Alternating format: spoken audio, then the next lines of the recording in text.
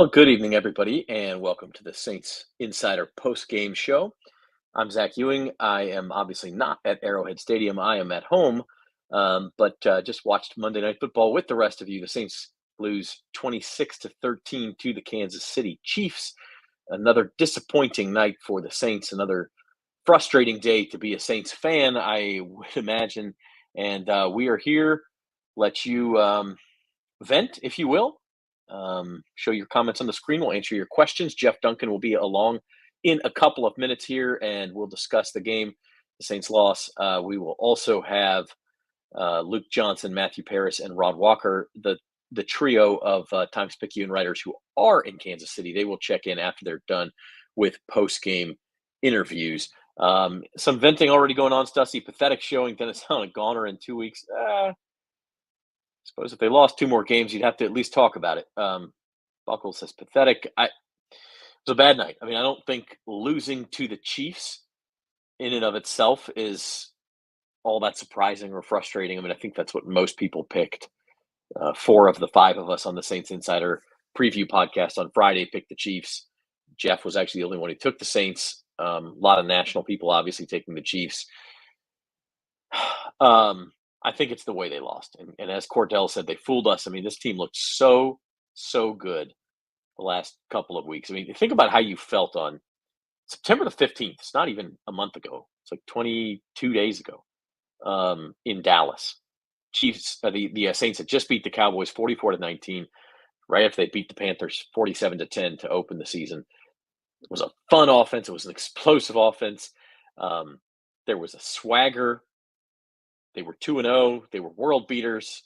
Then they lose to the Eagles. Okay, well, they got outplayed. They had some injuries. Stuff happens. Then you go to Atlanta and just frankly give a game away. That's the one that I think is really, really going to hurt Dennis Allen and the Saints in their quest to make the playoffs and save DA's job. It's that one in Atlanta last week. You just gave that one away. Just gave it away. And then tonight, look, they had their moments. We'll talk about Colin Saunders. That was fantastic. It was awesome. Derek Carr hit Rashid Shaheed on a long touchdown pass, but other than that, Kansas City from down to down, just dominated the game. 460 yards. The Saints defense was only good in the red zone. We could talk about that too. That was really the only place they were good. Lots of comments coming in. See if we can catch up with some. Eugene says, when is enough to start the paperwork on firing Dennis Allen? I don't think we went through this last year. They're 2-3. We'll see what happens next week. And Derek Carr, obviously, his injury status is going to be a huge part of this. I don't think they're going to fire him before the end of the season. I really don't. It's not their style. I think they're going to be right around 500 for the rest of the year. I just don't. I don't think it's coming as much as everybody wants it to. We'll see at the end of the year. Braden says, got to change defense. Scheme's not working. Losing to a beat-up Chiefs not good. Look, you came in knowing what the Chiefs were going to do, right? They didn't have Rashee Rice. They didn't have Isaiah Pacheco. They didn't have Hollywood Brown. They were going to try to give the ball to Travis Kelce. They were going to try to run the ball and, maybe hit Xavier Worthy on a couple of deep shots. And what did they do? They came out, they ran the ball. They gave Travis Kelce a bunch of early targets. They drew a pass interference on Xavier Worthy. And they just kind of walked the ball up and down the field. And Patrick Mahomes did Patrick Mahomes thing. He made big plays on third down. He converted with his legs. And the Saints just didn't seem to find a way to stop it. Can't do much with the backup O-line. That is true. I think that's a big problem. And the Chiefs knew it. And you see the difference there. That's coaching, right? The game plan, the Chiefs just blitzed the hell out of Derek Carr tonight. They knew he wasn't good under pressure. They knew the Saints offensive line. Honestly, I thought the offense was okay, given all the limitations they had, given how good the Chiefs defense is. They moved the ball at times. They hit a couple of big plays, but on third and fourth down, not good enough. Carr threw the early pick. I mean, you can say he played okay after that, but you can't throw that early pick. It's a terrible throw. He's under pressure. You got to launch that thing 10 yards out of bounds, or just just take the sack. Yeah, it's buckled. It's the way they lost. You're right. Chiefs, yeah, this is the part that concerns me more than anything. I knew that the Saints offense behind that offensive line might have troubles with Chris Jones, with Nick Bolton, with this Kansas City defense. It's the way the defense just let itself. I mean, they had no answer until you got to the red zone. Then they were able to stiffen up a little bit, and that's okay. I mean, if your offense is scoring a bunch of points, you can play that way, but not good, not good. And rewind the times, yeah, they were on the field way too long too. They were just on the field way too long. Got worn out at the end. So it's tough. It's tough. Um, Taysom Hill not being in there, Braden says that was also a bad thing. Carr was running backward, throwing the ball all night. All night they were blitzing him. He didn't know what to do. The interior defensive line, especially, was giving up pressures constantly. He almost did hit a couple of those deep shots off of his back foot, like the one to Mason Tipton, the play that Carr got hurt on. Probably should have been a catch. I mean, that was a really good throw. Tipton let it go through his. He made a nice adjustment on the ball and then just let it go through his arms. Yeah, not great. Just not great. Not great. Jeff Duncan will be along shortly. We'll go over some final stats and um, talk about what happened. In the meantime, I will say one thing about Derek Carr's injury. The Saints have made him available for post-game interviews, which seems like a good sign for his injury status. So that's important to note. I mean, he left with officially an oblique injury. He was questionable to return. He didn't return, but there was only one drive left in the game. Jake Hayner handled that. And so, it's hard to say exactly. Obviously, obliques, you're trying to throw the ball, you're trying to rotate, all those sorts of things. But he is being made available for post-game interviews. If it was a serious injury, just the way NFL teams operate, he would not be available. And I don't mean because he'd be getting treatment or anything. They're not going to have him go out there and break the news about his own injury that it's bad news. It's just not going to happen. So the fact that he took the podium after the game, I think he's talking right now, actually, is a good sign. And look, we got to stop this stuff, guys. Elijah Stark, Spencer Rattler. No, it's not the answer. Derek Carr is frustrating. Derek Carr is inconsistent. I get all those things. If Jake Hayner and or Spencer Rattler have to take all the snaps at quarterback, this season is over. And unless you're saying, oh, it's over anyway at 2-3, which is ridiculous. By the way, this team still has a pretty decent shot at making a playoff run. They got to get healthy. But Derek Carr is the one who's going to give them there. Who's going to get him there? Excuse me. This is the part that that concerns me. Saint for Life says Saints will lose next 2 games, and this is, look, whether Derek Carr is long term okay, and it seems like he is, for him to have to come back out on a short week, only 5 days rest instead of the normal 6. They played Monday night, play Sunday, and then right after that, on just 3 days rest, they play Thursday night football against the Denver Broncos. It's tough, man, and you absolutely have to find a way to win one of those games. You cannot be 2-5, especially after a 2-0 start. And so, Carr injured, Carr not injured, and I think it's the next one you got to win. That's the divisional game. Rewind the times. Here's some optimism. We'll win 10, 11 games. Let's see what Jeff Duncan thinks. He's in studio. He's also joining us from his New Orleans home. Jeff, thanks for joining us. Saints Insider post-game show. Got a lot of angry comments here. That was a disappointing night for the Saints. Yeah, I thought it would be a lot more competitive game. Heck, I picked the Saints to win the game, and I was regretting that pretty early on. You could see how that game was going from the first series. Exactly the start the Saints could not afford to get. That interception by Carr was inexcusable, in my opinion. Set the tone, got the crowd into it, and the Saints were in catch-up mode the rest of the game. This game felt and looked a lot like some of the games the Saints played a year ago to me when they stepped up in class against some of the elite teams in the league. They weren't very competitive, and they were really fortunate to even be in this thing. That turnaround on the Colin Saunders kind of tip drill interception kind of kept them in it, but they just got outclassed in this game, plain and simple. Yeah, I mean, honestly, 26-13 could have been a lot worse if the Chiefs execute in the red zone a little bit. This score could have been really ugly. They were outplayed. Yeah, I think the totals I looked at, they doubled the Saints in total yards, doubled them in first downs, and almost exactly doubled them in time of possession. And we can talk all day long about the Saints offense and the struggles they had. I think a lot of that can be attributed to the interior offensive line. They just could not block the Chiefs in any way, really had no running game to speak of.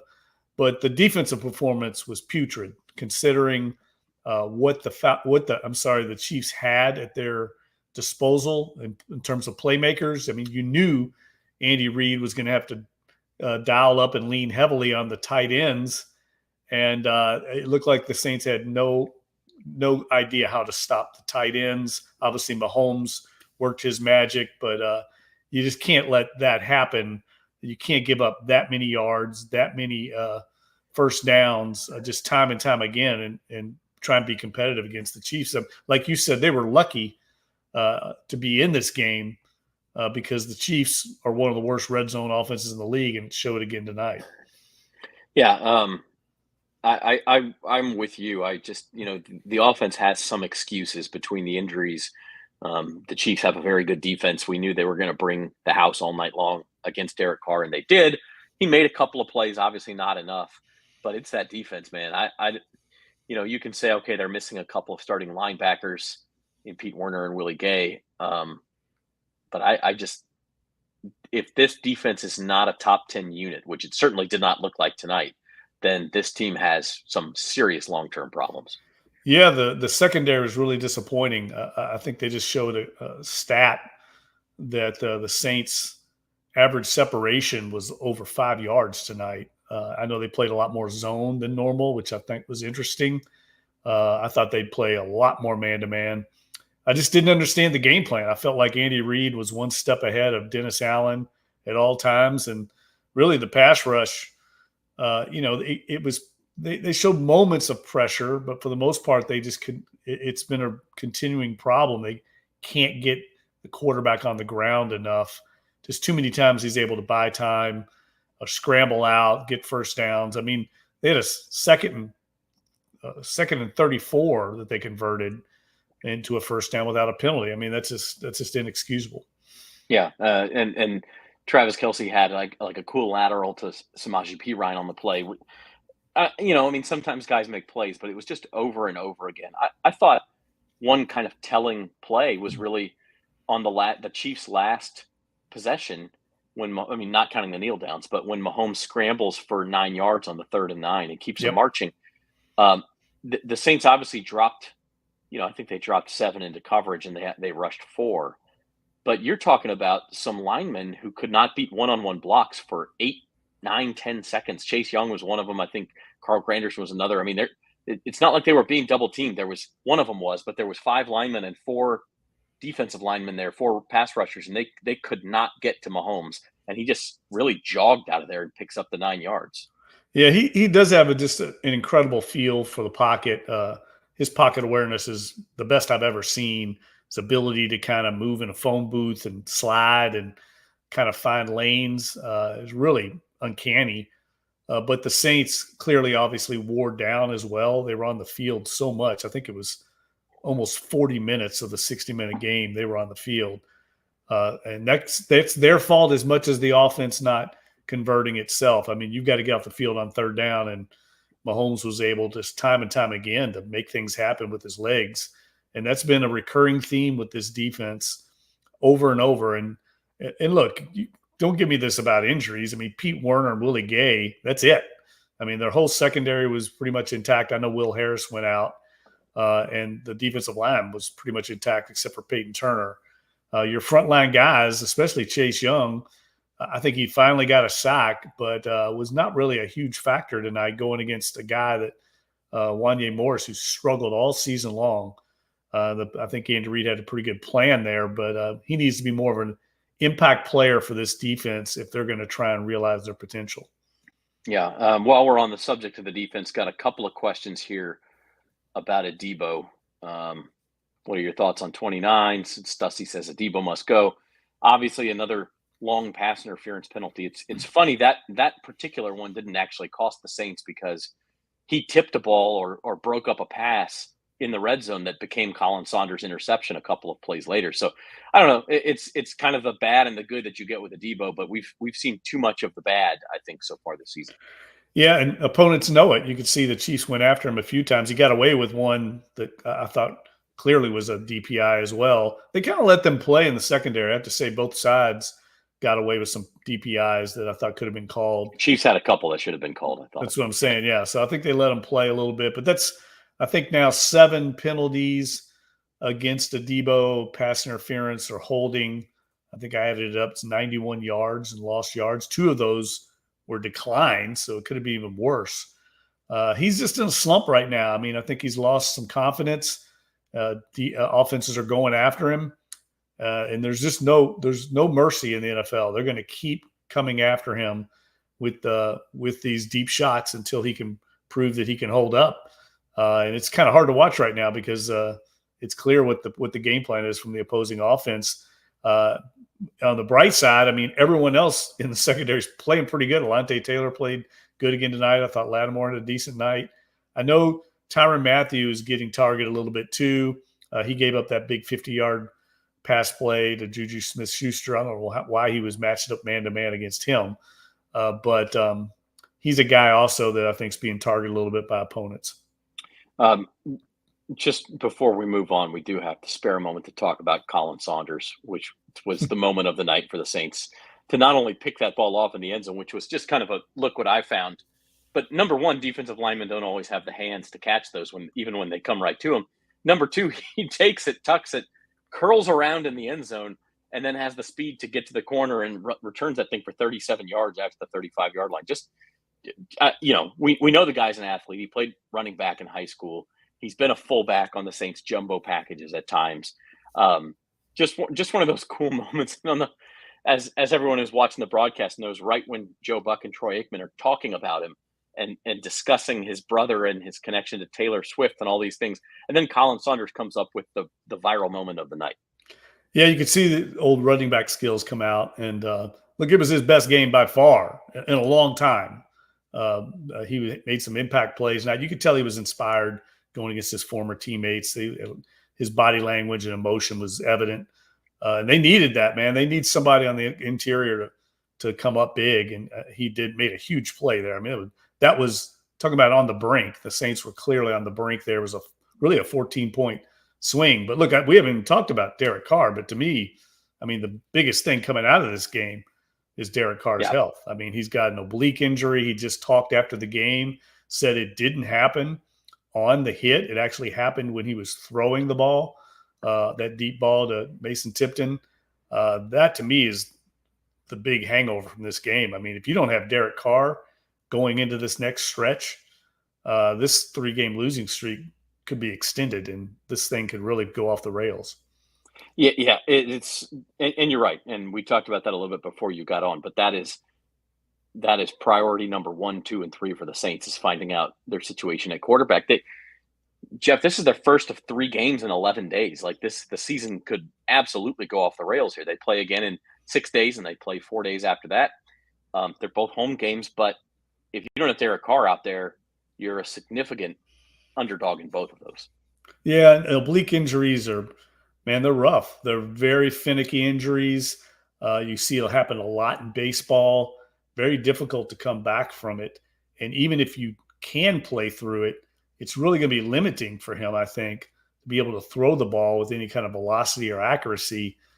So that is not good news at all going into a big, huge game against Tampa. I mean, you've already fallen now into 3rd place in the division. You went from 2-0 now to 2-3. You're trailing Atlanta and Tampa Bay. Got this big game at home, and now Derek Carr's health is up in the air. And look, everyone now is going to know that he is playing at less than 100%. That's going to affect how defenses defend the Saints. It's going to show defensive coordinators to come after him because he's basically damaged goods right now. It's a tough situation the Saints are staring at right now. And this is my biggest fear going into this year. We talked about it a lot, Zach, is this is a very precarious roster. And we're seeing that play out right now with the injuries. Yes, every team in the league has injuries, but it's how you manage it, how your depth can play through that. And this roster was not built to withstand any sort of injuries, and we're kind of seeing that come back to haunt them right now. Yeah, Courtney says we're an underdog with Carr. I mean, the line for next week's game was already out. The Saints were favored by 2.5, so they were not an underdog now. But if Carr can't play, they will be. You know, it's hard to judge Jake Haener on one kind of desperation drive. He had a couple of moments. He scrambled out of there, obviously not facing the type of defensive scheme he would normally be facing. We have a lot of comments talking about Spencer Rattler. It would be Jake Haener if Carr can't go, you think? Yeah, I would think so. That'd be a decision they'd have to make. But I don't know if any quarterback is going to be very successful right now in the Saints offense. They can't run the ball like they were earlier in the season with the injuries to the interior offensive line. You could see it tonight. There was no running room. And it was really difficult. I mean, Kamara had a few miraculous runs just to get back to the line of scrimmage and get positive yardage. And so that just makes you one-dimensional. Everybody can turn back their ears and come after you, and they're using these mug blitzes in the A gap. They're really struggling with their switches. And it's to be expected when you've got guys in there playing that haven't been with the team long. I mean, Connor McGovern was out there.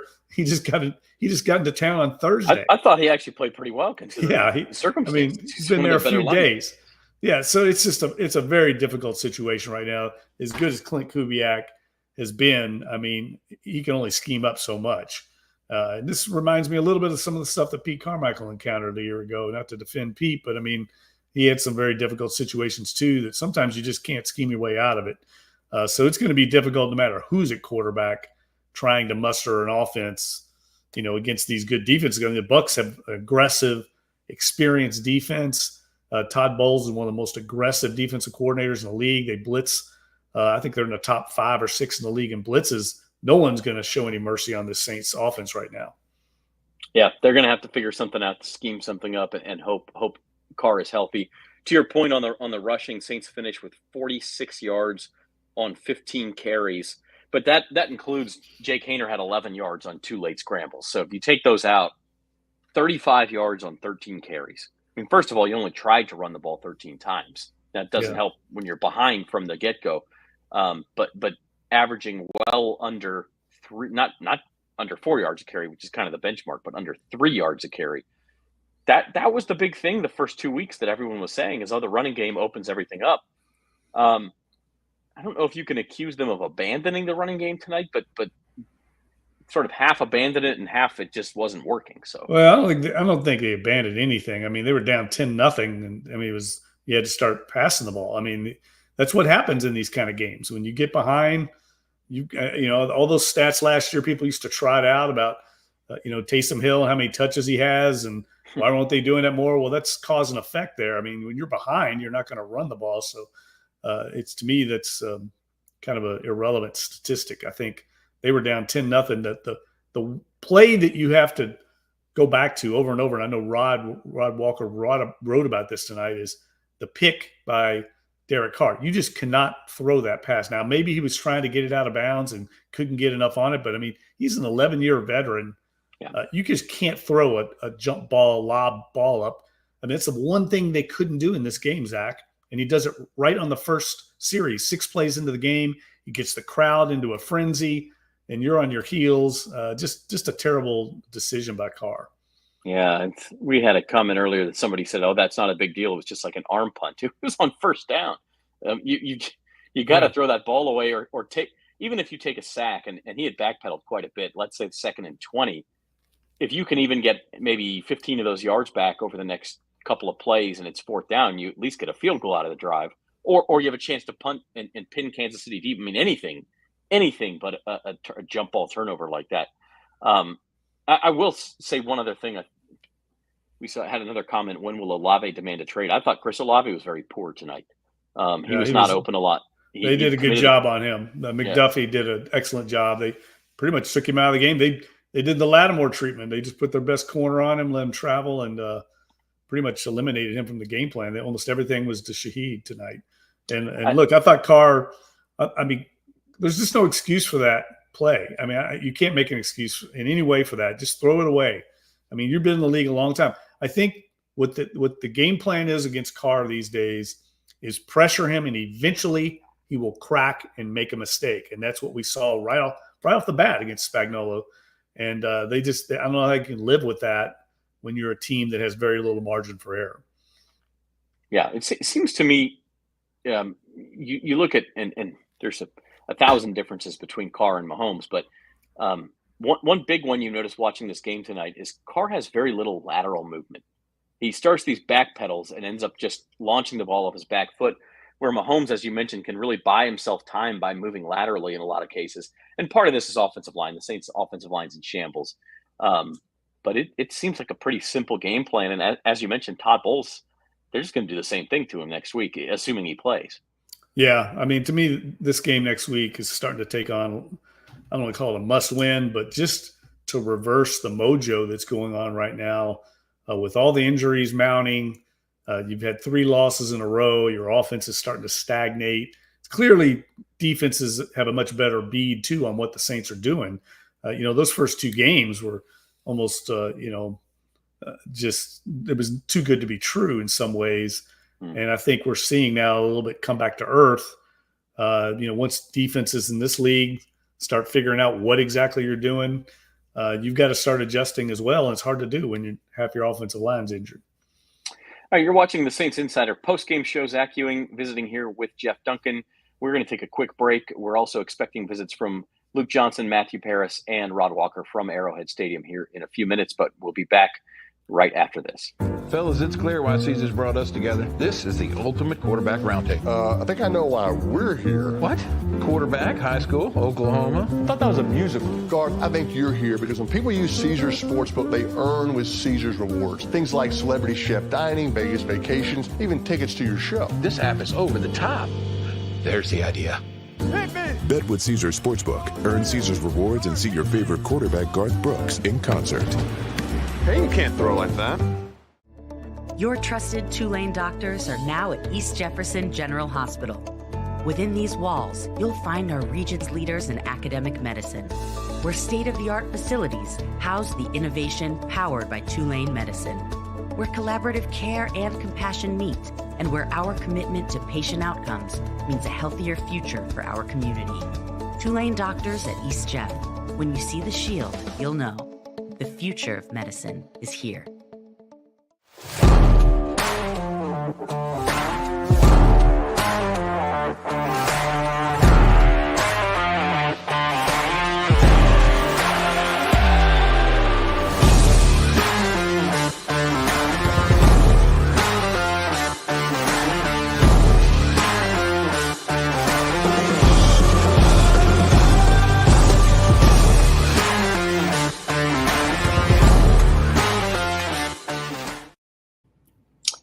All right, Saints fall to the Kansas City Chiefs 26-13 tonight. This is the Saints Insider postgame show. Zach Ewing and Jeff Duncan, the voice in Kansas City, will be along shortly. I want to let you know that this season's Saints postgame coverage is brought to you by Tulane Doctors. Now at East Jefferson General Hospital, Tulane Doctors are bringing academic medicine to more patients in new communities. Look for the shield to know the future of medicine is here.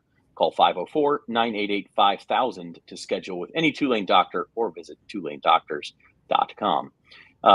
Saints fall 26-13. They fall to 2-3 on the season.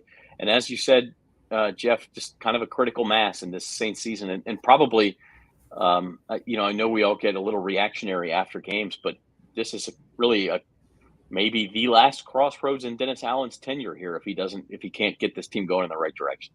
Yeah, and I think the injury to Carr is what really hangs over everything. It's the specter that could derail this whole thing. I mean, Saints have one of the least experienced backup quarterback situations in the league between Haener and Rattler. You've got guys that haven't done it at this level. And we just look around the league, other than Jaden Daniels, who's obviously a force of nature, almost everybody in this league that's started out in the rookies or the inexperienced guys has really struggled, especially early on. We're seeing Nix and Caleb Williams start to kind of find their footing in the league, but man, it's a difficult stretch too. I think we should point out, I mean, the Bucs have a veteran defense with a lot of playmakers, and then the Broncos defense is playing as well as anybody in the entire league right now. So you got back-to-back games against really stout defenses, just not the way you want to come into the league. We're the Panthers when you need them, Yeah. Yeah. No, I mean, we talked about this in the offseason. I'm sure we'll talk about it more this week, but like when the schedule came out in May, and it kind of comes out piecemeal. You get this game broken, and the Saints are going to play this team in week 7, and we found out. I think you may have broke the news that Sean Payton's return to the Dome was going to be on Thursday Night Football in week 7, and then a few minutes later, an hour later, whatever it was, comes news that the visit to Kansas City will be in week 5 on Monday Night Football, and I'm sitting here thinking to myself, okay, Monday night, week 5, Thursday night, week 7, both kind of big games, one on prime time against the defending champs, one on prime time against your old coach. The Saints bye is probably week 6. They'll give the Saints a break in there and give them a bye. Nope. Not only do they play a huge division game against the 3-time division champion. So you're right. This stretch was crucially important and also very difficult to begin with. Now you throw in the fact that you're on a 3-game losing streak. Your quarterback has an injury. It's a big problem. Yeah, if you're one of those Goodell hates the Saints conspiracy theorists, you might have a little ammunition with that 3-game stretch, because that's a difficult one, no doubt about it, and it comes at just a really tough time for the Saints. If they just would have, and this is again ifs, buts, coulda, woulda, shoulda, as Jim Mora would say, but if you win one of those games against the Eagles or the Falcons, you've got a little margin for error. When you lose those and then you start getting these mounting injuries, this thing is starting to look pretty dire right now. This is a tough stretch. I mean, even after the Broncos game, you got to go out to Los Angeles and play the Chargers. I mean, that's not an easy trip. So, not a lot to look forward to right now with the way the Saints are playing and the injury list that keeps growing. Yeah, and I think this also, I said this at the beginning of the show, highlights how crucially important throwing that game away in Atlanta was last week. If you win that one, you're 3-2 instead. And again, we don't know about Carr's injury. That changes everything, but that's a huge deal too.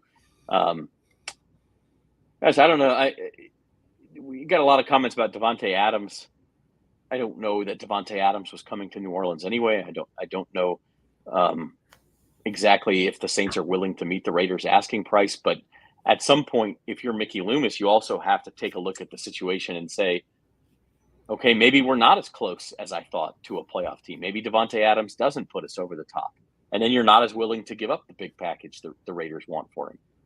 Yeah, I think you could make an argument either way after watching the game tonight, right? There were a few times where the Saints were in 3 receiver sets and they were dialing up Mason Tipton's number. And the Saints are very high on Tipton, but you can see a little bit of not ready for prime time in his game, and that's understandable. I mean, he's an undrafted free agent from Yale, and he's out there on prime time against the defending Super Bowl champs trying to make Willie Mays catches. It's just too much to expect for somebody like that. So if you have Davante Adams out there in those 3 receiver sets, you certainly feel much better about it.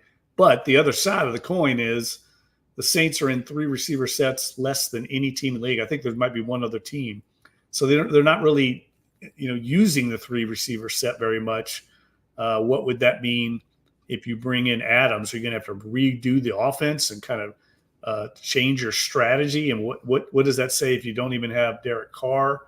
Are you going to rely on Jake Haener or Spencer Rattler to run that? So there's just a lot of complications, not to mention the salary cap, how much you're going to give up in compensation.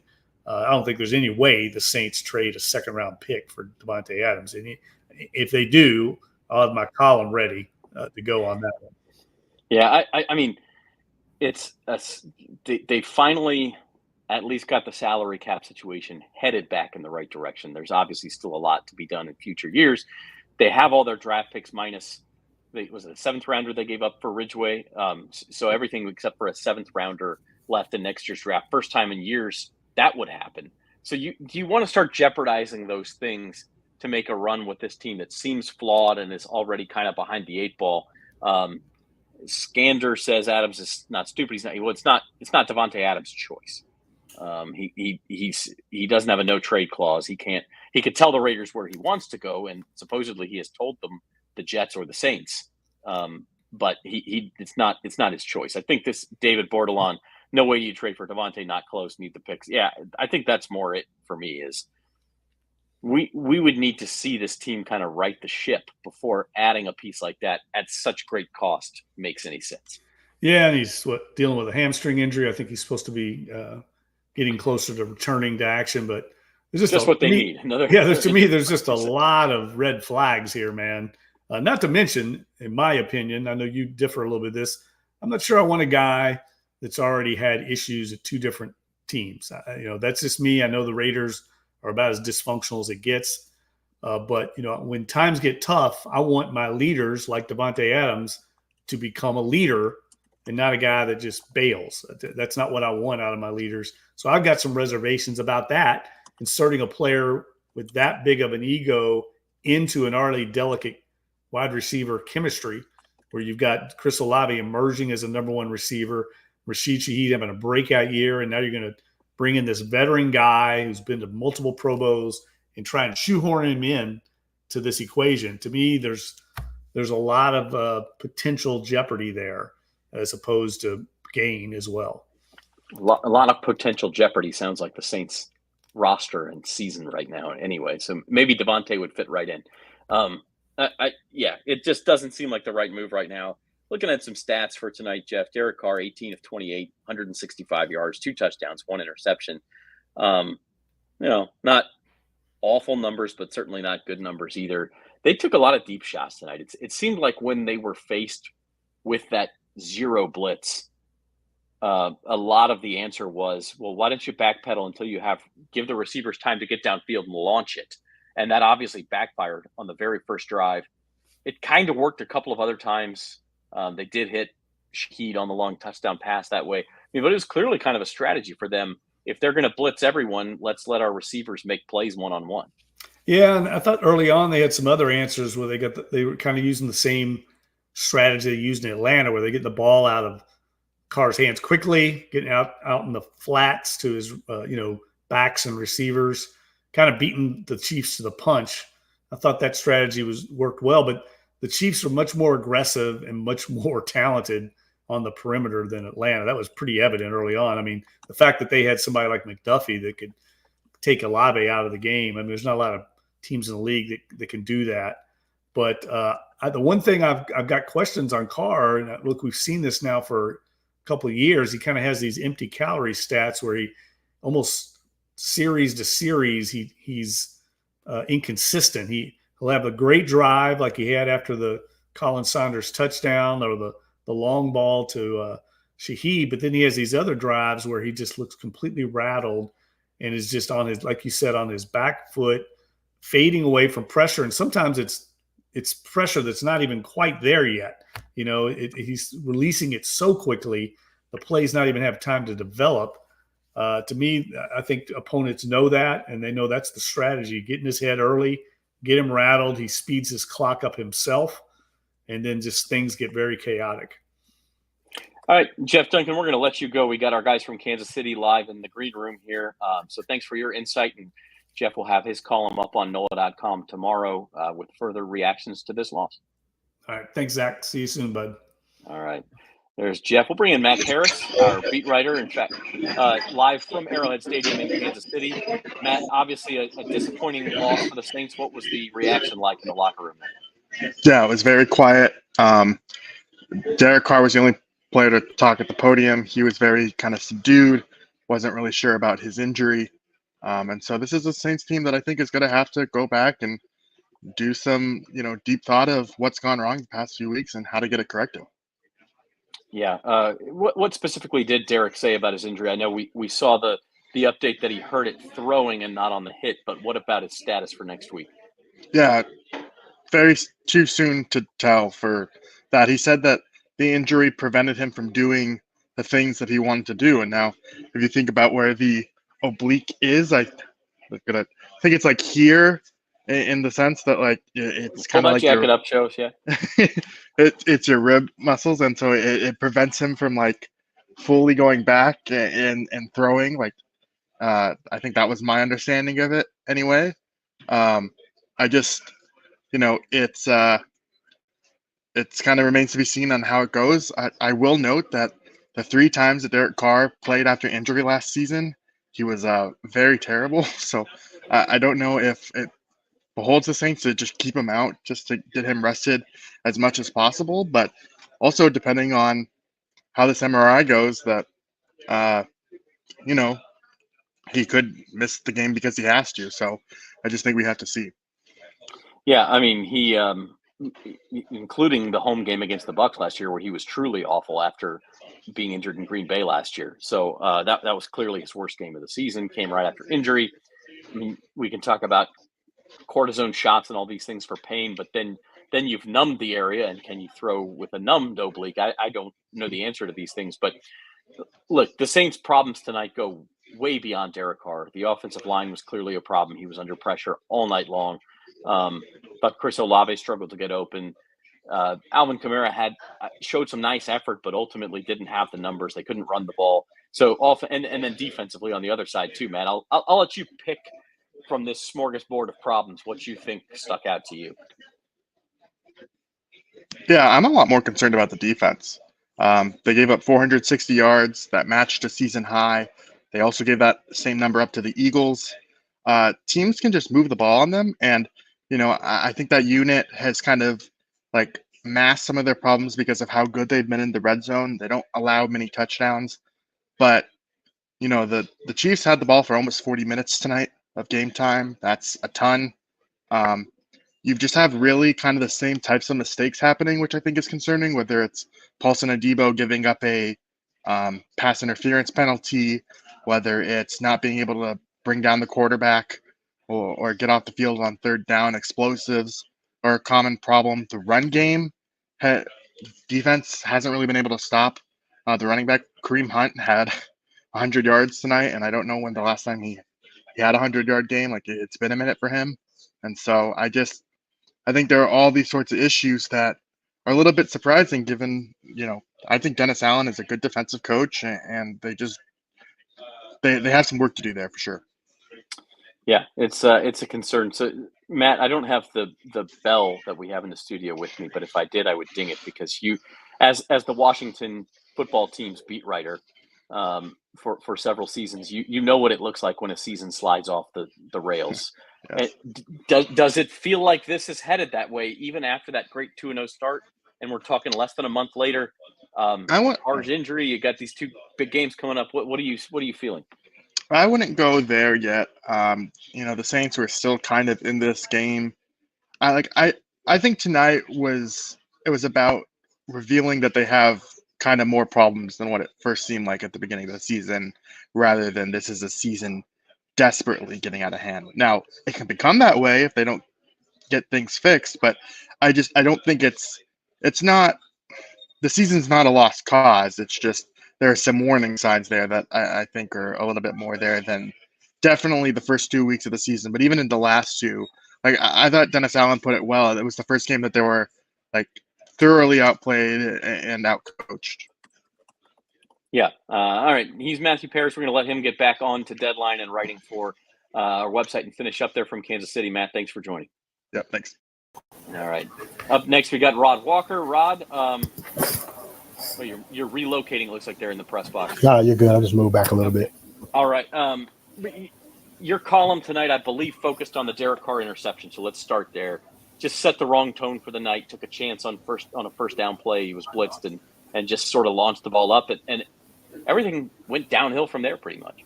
Yeah, I just thought that was a big – you usually don't have a momentum shift that early in the game, but in this game I feel like you did. Because I was surprised, they won the toss and elected to receive. A lot of teams don't do that. They usually defer to the second half. But, DA was asked about that after the game, and, he just thought it was a good chance. He said they had some things they liked, and he thought it was a good chance for them to gain some momentum early.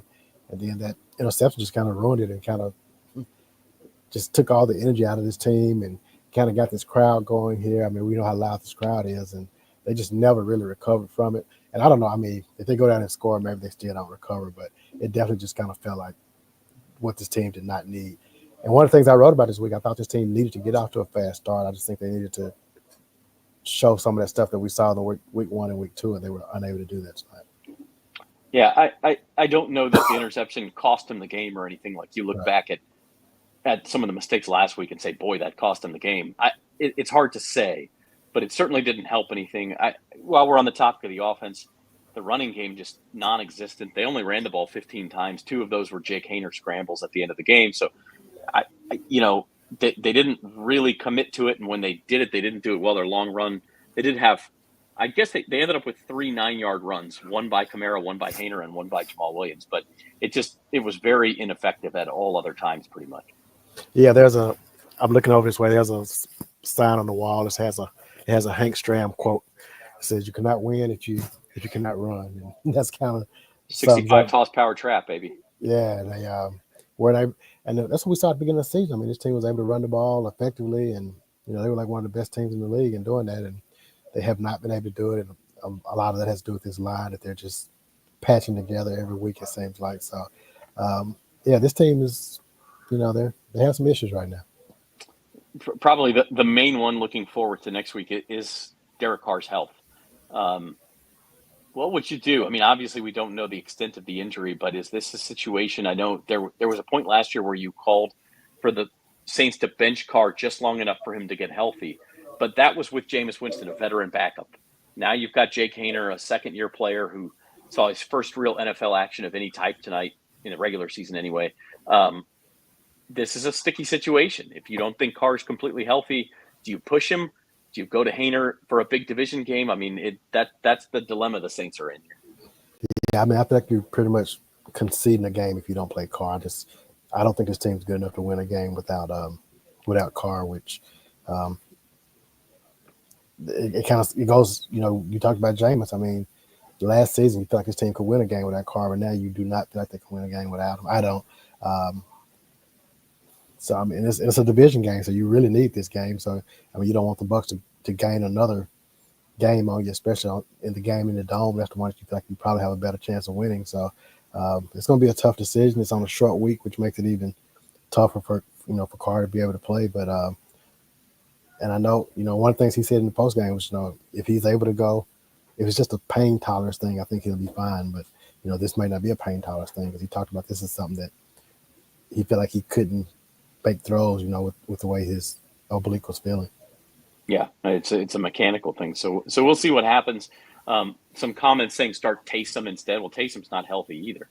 Right. I think the Saints don't want to go down that road. Before we let you go, Rod, the defense, Jeff and I were talking maybe even more concerning than the offense. I mean, the way that the Chiefs were just able to walk the ball, at least in between the 20s, up and down the field with very little resistance, very little pass rush, run defense against Kareem Hunt, who's been out of the league for more than a year. I mean, just no resistance. Yeah, I mean, I credit Mahomes for a lot of that because there were plays, man, he was just kind of running around and couldn't get him, and you just see a receiver like just breaking over the middle, he can just get it to him. So, but this defense, they've given up a lot of big plays over the past 3 weeks, and that's going to continue to be a problem. Debo, another big pass interference that didn't cost the Saints because Colin Sanders ended up getting the interception. Yeah, Kevin Harlan called it the thick pick. Yeah, that's what it was. But this defense is they're not as they're good in the red zone. I mean, they kept them out of the end zone, which they've done the past few weeks. But teams are getting a chunk of yards on them. Yeah, no doubt.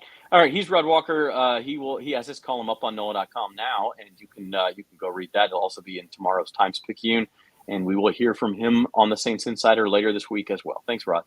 All right, and finally, bringing on Luke Johnson, our other Saints beat writer there from Arrowhead. Luke, I wanted to get your take on this because it just seems like your kind of play, and we'll start with the positive. Colin Saunders' pick was one of the most awesome things to happen in the NFL this season. Oh, but you're muted. Yeah, I got it.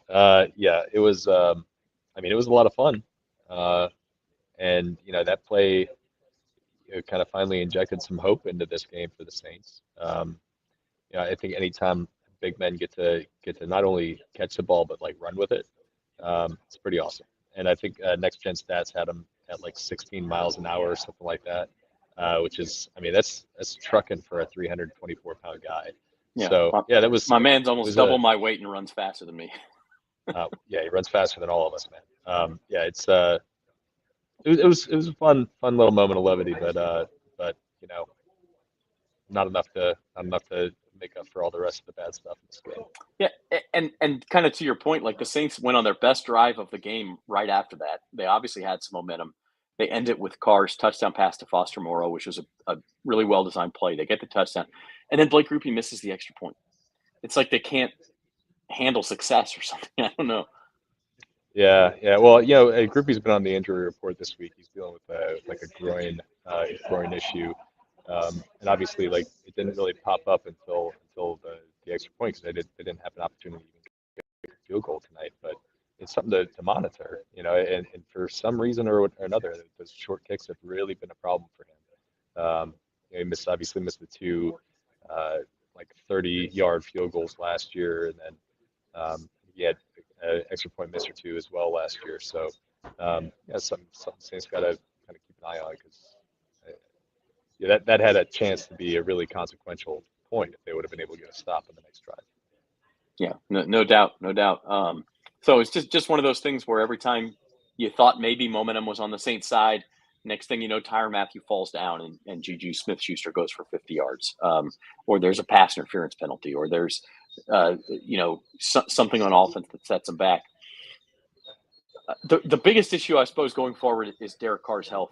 I just asked Rod this. It's a real dilemma for the Saints because you don't have Jameis Winston back there who you can rely on as a veteran backup.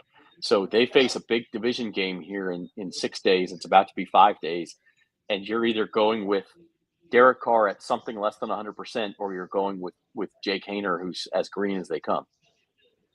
Yeah. I mean, obviously they're going to have to make a decision here, right? And we'll know a little bit more tomorrow about how Derek's feeling. I'm sure they're going to be doing some tests on him whenever they get back to New Orleans. But look, if it's a situation like last year where he's gonna play and be ineffective, like I think they probably need to just bite the bullet and sit him down because that's doing nobody any good if he's out there at like 40% playing behind a mashup offensive line that they're just kind of stringing together. I mean, they had a guy playing in like critical moments of the game who they signed like 2 days ago today at center, and that was by choice because they felt like they had to pull Nick Saldiveri out of the game at left guard. So it's a really tough situation, and I don't think you can be putting Derek Carr into that game at anything less than anything that makes him ineffective behind that offensive line. Yeah, and it's not like you can hide him, right? I mean, he's Todd Bowles is a blitz-happy defensive coach, just like Steve Spagnuolo is. He's going to come after Carr whether he's injured or not. And like you said, Connor McGovern's out there off the Jets practice squad because he was one of the best 5 linemen you had tonight. And it says a lot. And they couldn't run the ball either, by the way. Yeah, and that's something that I talked to several players about afterward. This entire offense. The idea of this offense is built off of the running game. Like everything is built off of it. So when that's not going, I mean, the offense doesn't go. So look, they got to find a way to get that back on track if they're going to have any sort of offensive success this year. Because I mean, we've seen like the play action game just completely go away. And some of that, is due to their injury issues on the offensive line. Play action plays typically take longer to develop, but like that stuff will have success if you're running the ball. And 15 carries for 46 yards is not going to cut the mustard there. Yeah. Yep. And as I mentioned earlier, 11 of those were on Jake Haener sneaks at the end of the game. So, right.